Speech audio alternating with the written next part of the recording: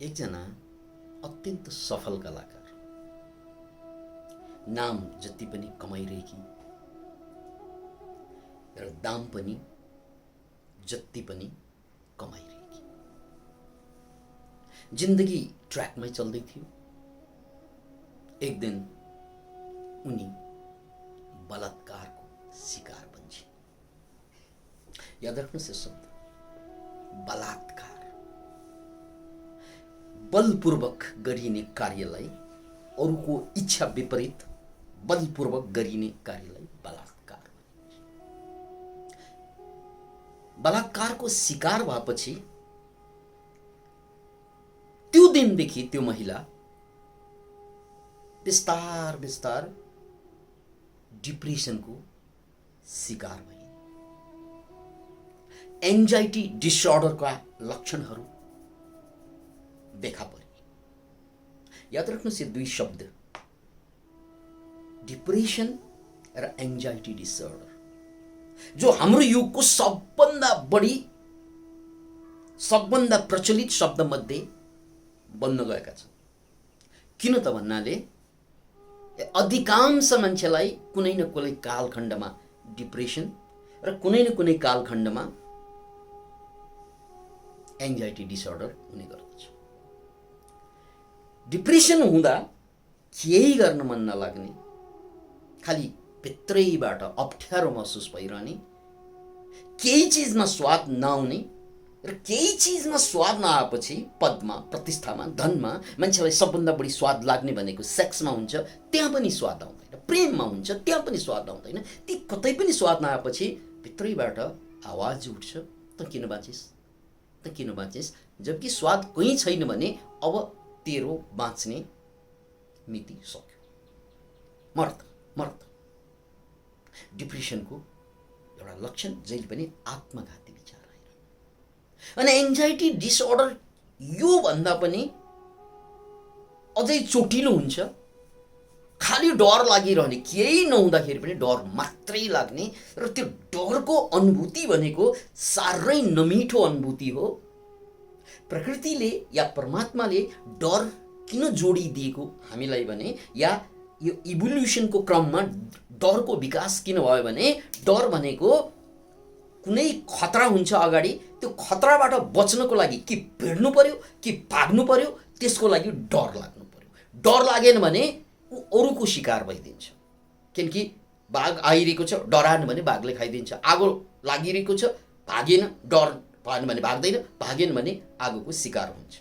अतः डर भनेको सेल्फ डिफेन्स पनि हो, आत्मरक्षा प्रणाली हो। यो डर निकालिदियो भने मान्छे या कुनै पनि प्राणी सकिन्छ। त्यसकारण डर आत्मरक्षाको प्रणाली हो। तर एन्जाइटी डिसअर्डर भनेको फियर होइन। फियर पनि डर हो, एन्जाइटी पनि डर हो। एन्जाइटी डिसअर्डरमा पनि डर लाग्ने हो। फियरमा लागेको डर कुनै कारण हुन्छ, त्यहाँबाट भाग्न मिल्छ, त्यहाँबाट जोगिन मिल्छ, बच्न मिल्छ।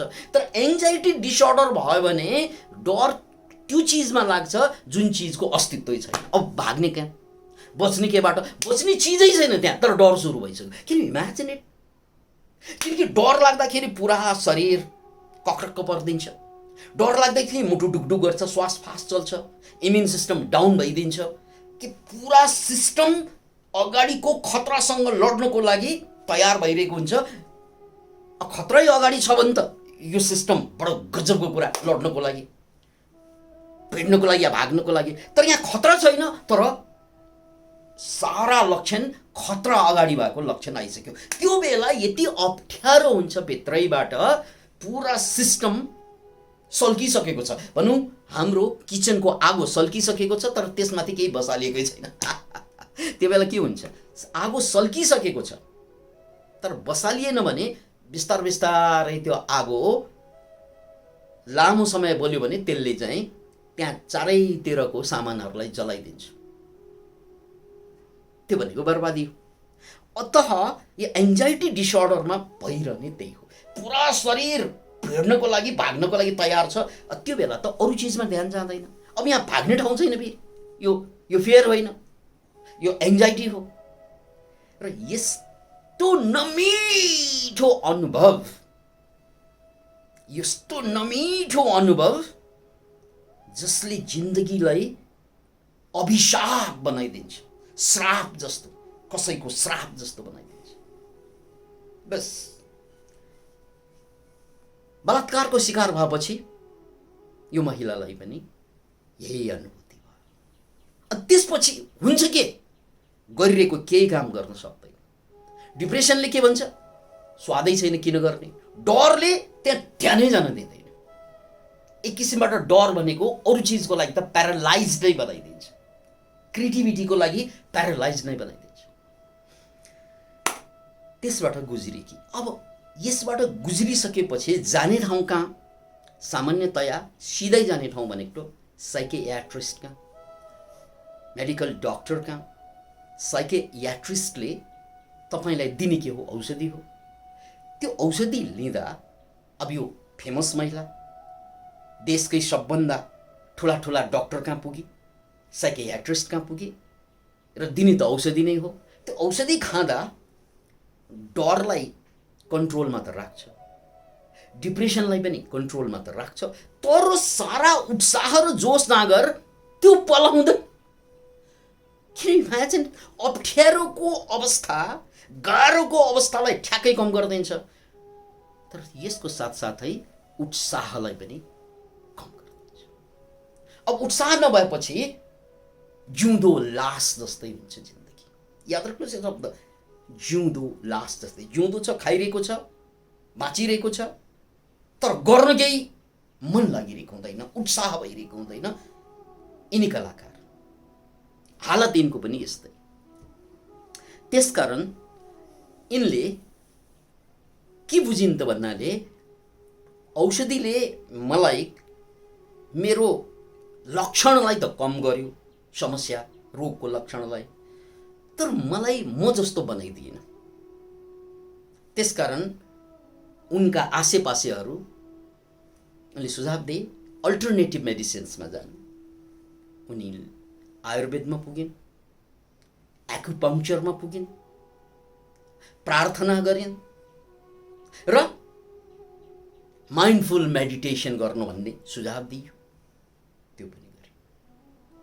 यानी मेन स्ट्रिमको मूल औषधि बाहेक, साइकियाट्रिस्टको ड्रग बाहेक यिनले अल्टरनेटिभली जे डिप्रेसन र एङ्जाइटीबाट बाहिर आउने चिजहरू संसारमा छ, लगभग सबै कुरा ट्राई गरे। यो सबै कुरा ट्राई गर्दाखेरि उनको सोच्ने क्षमतामा परिवर्तन आयो। सोच्ने क्षमतामा परिवर्तन आयो। त्यो क्षमतामा परिवर्तन आउन साथ उनले क्रिटिकल्ली, रचनात्मक रूपमा सोच्न सक्ने भइन्। उनले के सोचिन् त भन्नाले, मलाई डिप्रेसन भएको या एङ्जाइटी डिसअर्डर भएको या यसरी म चाहिँ कामै नलाग्ने भएर बस्नु परेको कारण के मलाई भएको रेप, ममाथि भएको रेप हो? यति प्रश्न गर्न सक्ने भए, किनकि रेप पछि भएको यो घटना। अब यहाँ माइक्रो लेभल र म्याक्रो लेभलको कुरा गर्नुपर्छ। म्याक्रो लेभल भनेको सतहमा त त्यही हो, रेप भयो, त्यसपछि डिप्रेसन भइन्, त्यसपछि एङ्जाइटी डिसअर्डरको शिकार भइन्। रेप पछि नै भएको हो, रेप अगाडि त भएको थिएन। त्यसकारण कारण त रेपै बुझिन्छ। यो म्याक्रो लेभल, यो बोक्रे बुझाइ। सामान्यतया नसोचेसम्म, क्रिटिकल विचार नगरेसम्म, क्वेसन नगरेसम्म मान्छे ठोकिने ठाउँ भनेको, ठोकिने ठाउँ भनेको बोक्रे कुरामा नै ठोकिन्छ। यिनी पनि बोक्रे कुरामै ठोकेकी। तर जब उनले क्रिटिकल विचार गरिन्, रचनात्मक विचार गरिन्, प्रश्नमाथि प्रश्न गरिन्, सकारात्मक प्रश्न, त्यसपछि एउटा कुरा पत्ता लाग्यो। त्यो के त भन्नाले, मलाई डिप्रेसन हुनुको कारण उनले रेप गरेको, कसैले रेप गरेको त एकपल्ट हो, त्यो त गइसक्यो। तर त्यो रेप गरेपछि मेरो मनमा उब्जिएका नेगेटिभ विचार या मैले गरेको नेगेटिभ विचारले मलाई हरेकपल्ट रेप गरेको महसुस हुन्थ्यो। म त्यो कुरालाई सोच्न साथ म फेरि त्यहाँ पुग्थेँ। त्यसकारण रेप त मलाई एकपल्ट भएको हो अरूबाट, तर बार बार रेप त मेरै विचारबाट, मेरै स्मरणबाट भयो। This is me. याद राख्नुहोस् यो कुरा। अलिकति विचार गर्न सक्ने क्षमता आउन साथ अब बोक्राबाट उनी गुदीमा आइन्। उनी बोक्राबाट गुदीमा आइन्। गुदी के त भन्नाले मलाई रेप भएर यो समस्या आएको भन्दा त्यहाँबाट सुरु त भयो, तर त्यसलाई कन्टिन्युटी दिने काम चाहिँ कसले गर्यो त? मैले नै गरेँ, मेरी नेगेटिभ विचारले। अतः मलाई डिप्रेस्ड बनाउने, मलाई जिउँदो लास बनाउने, मलाई खत्तम जिन्दगी बाँच्न बाध्य बनाउने सुरु गर्ने काम त कसैले गर्यो, तर त्यसलाई निरन्तरता दिएर त्यसलाई जीवित पारिराख्ने काम कसले गरेको रहेछ त? मैले गरेको रहेछु। यो रियलाइजेसनसँग, यसलाई रियलाइजेसन बोध जसलाई भनिन्छ, त्यो रियलाइजेसनसँगै उनले के बुझिन् त भन्नाले मलाई माया नगरेको रहेछु, मैले पदलाई माया गरेको रहेछु, मैले इज्जतलाई माया गरेको रहेछु, मैले सम्मान खोजिरहेको रहेछु, मैले सबै कुरालाई माया गर्छु, धनलाई, पदलाई, प्रतिष्ठालाई या परिवारलाई, तर मैले माया नगर्ने चिज दुनियाँमा एउटा चिज रहेछ, त्यो म रहेछु। त्यसकारण मैले मलाई माया नगरेको कारणले त मरौँ लागेको, मलाई माया नगरेको कारणले, किनकि मैले पदलाई बढी या प्रतिष्ठालाई बढी या धनलाई बढी महत्त्व दिएँ भने मैले आफूलाई महत्त्व कम दिन्छु। याद राख्नुहोस्, जसले पदलाई बढी महत्त्व दिन्छ उसले आफूलाई महत्त्व दिन सक्दैन, जसले धनलाई बढी महत्त्व दिन्छ उसले आफूलाई महत्त्व दिन सक्दैन, जसले अरू चिजलाई, बाह्य चिजलाई बढी महत्त्व दिन्छ उसले आफूलाई महत्त्व दिँदैन र त्यसैको शिकार भएको रहेछु। अतः I should accept myself the way I am. म जस्तो छु, I love myself. म जे छु, मैले मलाई स्वीकार गर्नु, मैले मलाई प्रेम गर्नु, यो औषधि रहेछ। हेर्नुहोस्, उनले भने मैले सबै कुरा गरेँ, तर सबै कुरा गरेर मलाई त्यति फाइदा भएन जति मलाई रियलाइजेसन भयो नि, मैले मलाई प्यार गर्नु पर्दो रहेछ, मैले मलाई जस्तो छु त्यस्तो स्वीकार गर्नु पर्दो रहेछ। So I accepted myself. म जे छु, आई लभ माइसेल्फ। म डिप्रेसनमा छु, ठिक छ, आई लभ माइसेल्फ। म एङ्जाइटीमा छु, ठिक छ, आई लभ माइसेल्फ। जे छु त्यसलाई चाहिँ स्वीकार गर। मैले मलाई प्रेम गर्न साथ मेरो विरोधमा विचार आउँ त गर्दिनँ। अब म खत्तम छु त भन्दिनँ। म खत्तम छु त मैले आफूलाई प्रेम नगरेर भनेको, मेरो जिन्दगी गयो त म भन्दिनँ अब, किनकि अब मैले जिन्दगी जस्तो छ त्यसलाई मैले माया गर्न सिकेँ। त्यसपछि म हल्का हुँदै गएँ यो रियलाइजेसनको साथ। I love myself the way I am. म जस्तो छु त्यस्तै समग्रमा। यो डिप्रेसन र एङ्जाइटीबाट बाहिर आउने मेरो लागि सबभन्दा ठुलो औषधि बन्दी। म जस्तो छु त्यस्तै स्वीकार। अब त्यसपछि बिस्तारै उनी फेरि कलामा जम्न थालिन्। विश्वविख्यात त उनी थिइन् नै, र यसपछि उनको करियर राम्रो हुँदै गयो, अझ राम्रो हुँदै डिप्रेसनबाट आत्महत्या गर्ने विचार आइसकेको यी महिला आस्कर अवार्ड जित्न सफल भए। याद राख्नुहोस्, यो आस्कर भनेको कलाको जगतमा नोबल पुरस्कार जस्तो, र महिला कलाकारको क्षेत्रमा यिनलाई अब अद्वितीय कलाकारको रूपमा, अद्वितीय, दोस्रो उनको टक्करमा कोही नभएको रूपमा लिन थालिन् सबैले। यस्तो उचाइमा उनी पुगिन्। यसरी डिप्रेसनबाट आस्करसम्म पुगिन् एउटा रियलाइजेसनबाट। आफू जस्तो छ त्यस्तै स्वीकार गर्दा यदि आस्कर अवार्ड जित्न सक्ने त यहाँ भित्र लुकिरहेको छ नि, त्यसलाई स्वीकार नगर्दा पो केही गर्न नसकेको। स्वीकार गरिसकेपछि ताकत बन्छ, बन्यो ताकत, आस्कर जितेन। तर यो पात्रको कहानी यहाँ टुङ्गिँदैन, कहानी अगाडि बढ्छ। त्यसपछि आस्कर जितिसकेर उनी वर्ल्ड फेमस भएर अर्बौं पैसा कमाइसकिन्। तर डिप्रेसनले छोड्यो, एङ्जाइटीले छोड्यो, तर दुःखले छोडेन हौ। दुःखले अझै छोडेन। अनि उनको दुःख के कहाँबाट आउँदो रहेछ भनेर फेरि चिन्तन गर्न थालिन् उनले।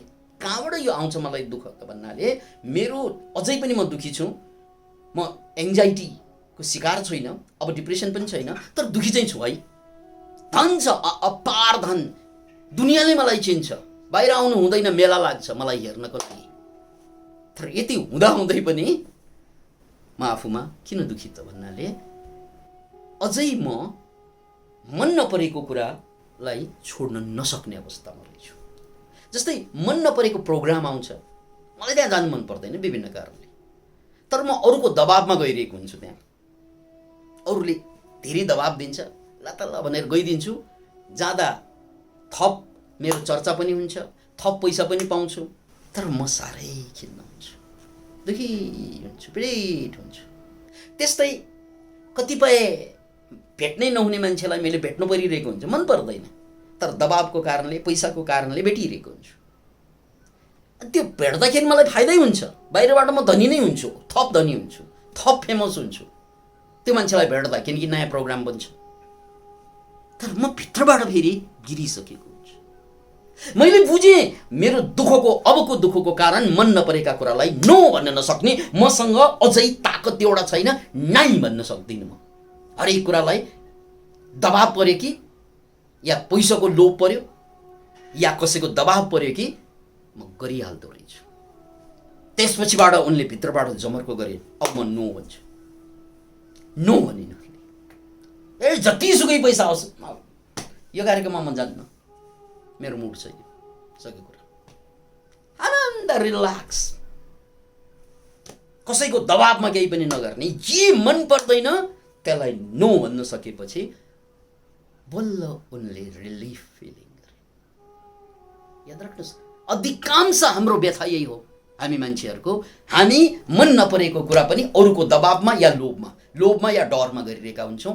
यो दुई कुरालाई छोड्न साथ जिन्दगी आफूतिर फर्कदो रहेछ, जिन्दगी आफूतिर फर्कदो रहेछ, जिन्दगी आफूतिर फर्कदो रहेछ। र यति भनिसकेपछि यहाँहरूलाई जिज्ञासा लागिरहेको होला, यिनी पात्र को हुन्? यिनी पात्र हुन् सबैले चिनेकी लेडी गागा। यिनलाई लेडी गागा भनेर चिनिन्छ। र जाँदा जाँदै एउटा इन्टरभ्यूमा उनले दिएको सन्देश, मान्छेको लागि दिएको सन्देश म यहाँहरूसँग सेयर गर्न चाहन्छु। किनकि उनले नर्क पनि देखे जीवनमा र स्वर्ग पनि। यो दुवै चिज अधिकांश मान्छेले त्यस्तो ठुलो नर्क पनि भेट्दैन जुन लेडी गागाले भेटिन्। अधिकांश मान्छेले त्यो स्वर्ग भेट्ने त कुरै आउँदैन। उनले त्यो शिखर पनि भेटे र त्यो गहिराई पनि भेटे, जीवनले दिएका दुवै अनुभूति। त्यसैले उनले यो अनुभवको आधारमा, आफ्नो जीवनको अनुभवको आधारमा के कुरा सेयर गरिन् त भन्नाले एउटा इन्टरभ्यूमा